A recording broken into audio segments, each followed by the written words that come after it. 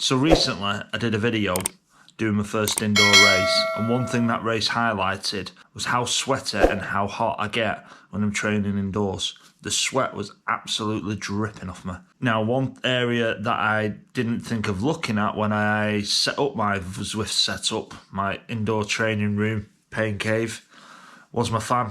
Literally, we had a pedestal fan that we use in summer, and I just grabbed that and I've been using that ever since. Now, although when you sat there and it's warm, it might work reasonably well, the minute you jump on a turbo train and you start training, it just isn't powerful enough, that fan. So I felt the time was right to invest in a better fan, something that's going to provide more power, more cooling power, and hopefully help me in the races so I can push that little bit harder and keep me that little bit cooler whilst I'm going up some of the big climbs. So this video is going to be an unboxing and a test of the fan. Once I've done the unboxing, I'm going to go and take myself up Alpe du Zwift, which any of you who know that climb will understand how much effort that climb actually takes, and hopefully this can help me get up there a little bit easier. I don't know if I'm going to beat any records because I've not done it since March. Let's see how powerful it is, how strong it is, and does it actually help get me up the climb a little bit better, and is it actually worth it? So where it is, let's just go through it quickly. It's the Vacmaster Cardio 54. 54 is 54 kilometres. And originally these was designed for builders to dry plaster and carpets and whatnot, whatever needs drying. These is what people was using. I'm hoping the spread of the air is like this. If it's like that, brilliant, it'd be perfect, especially at 54 kilometres an hour. Now, I'm really excited about trying this because honestly, the sweat that was pouring out of me in the last video was unbelievable. At the end of the video, you can see my t-shirt and it looked like someone had thrown a bucket of water over me. Now, normally I wouldn't normally wear a t-shirt, but as I was filming a video, I just felt it had for effect. So there's the instructions. We don't need them. So here she is. You can see there, it's got 3 settings. I'm guessing one of them is for the remote, which is in here. Plugs that come with, brilliant. Comes with a UK plug.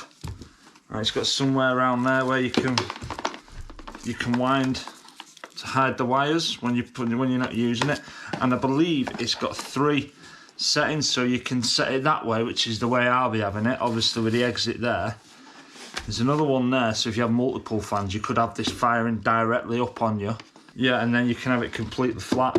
So obviously, if you have one of these for Zwift and you do need to dry a carpet, you can use it to dry a carpet.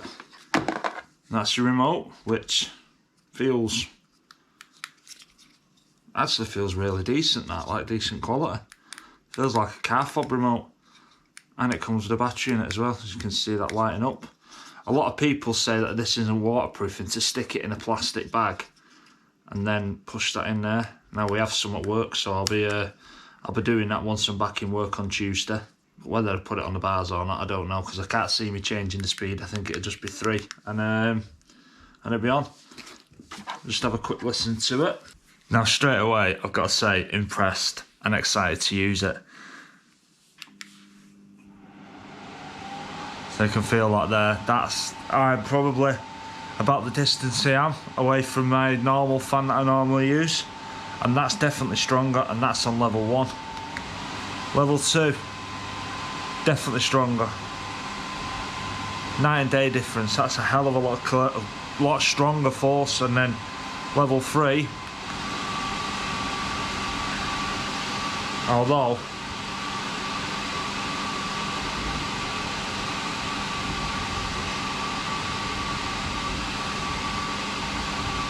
don't think it's going to blow too much on my body. I think it's just going to be blowing on my chest and my head. But the proof is in the pudding, so let's go and get it set up upstairs. Let's take up the Zwift, and then I'll give you my final thoughts afterwards. So here I am at the foot of the climb. I wouldn't normally wear a t-shirt. I've wore it for effect like I did in my last video. Link popping up here. Just so you can see the sweat on the top of me when I get there. And let's see what kind of difference the the new Vacmaster Cardio 54 makes, as opposed to my pedestal fan.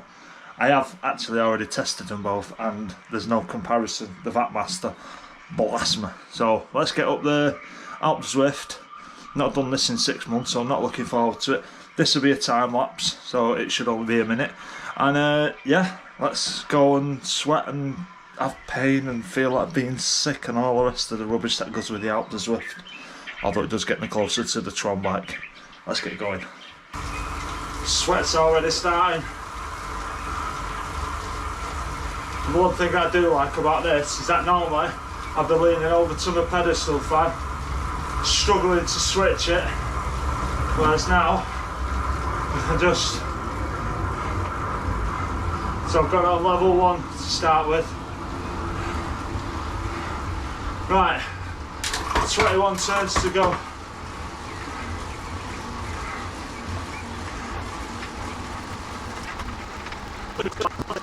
Now, you're going to have to take my word for this, but the batteries went on the camera.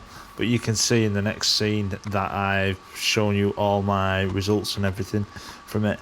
There was sweat marks on my t-shirt. I didn't take a picture because I thought that the GoPro had recorded everything.